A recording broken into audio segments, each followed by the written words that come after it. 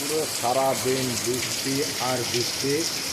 আমার মনে হয় মেঘ ফুটো হয়ে গেছে, বৃষ্টি আর থামবে বলে মনে হচ্ছে না। এই যে একদম মানে বেরোনোই যাচ্ছে না, ঘর থেকে যে বেরোবে। আজকে নিয়ে 2 দিন হয়ে গেল কন্টিনিউ বৃষ্টি। ও সেই লাগছে, কিছু করার নেই।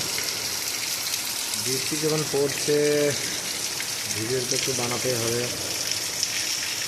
এইটা হচ্ছে আমাদের এই সাইডে অফিস, এটা জেনারেটর, এটা কলেজ, এটা হচ্ছে কম্পিউটার ল্যাব। এই